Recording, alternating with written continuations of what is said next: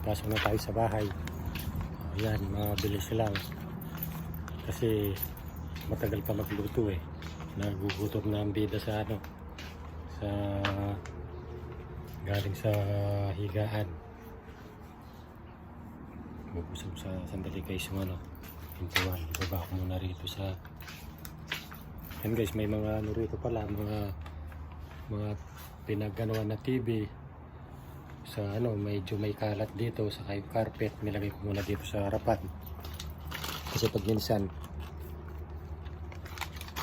isang araw papipick up ko pala yan, papipick up ko dun sa nagbabasura para kunin nila.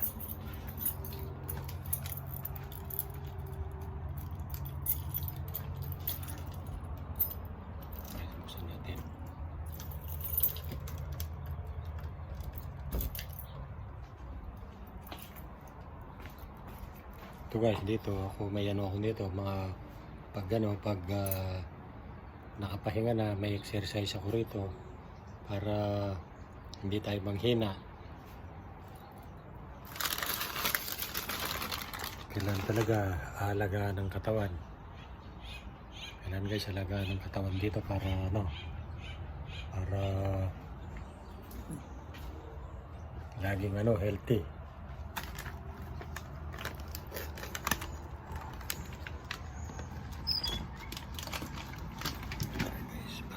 Sa bahay. Ito guys, madilim sa bahay kasi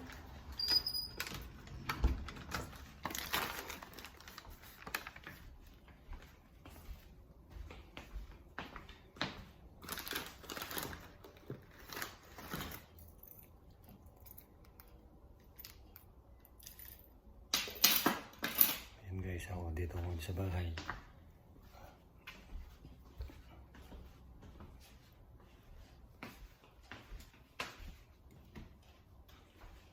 Medyo may kalat, kaya pasensya na guys, makalat dito sa bahay ngayon. Medyo siguro maya ako maglilinis pag nakapahinga na.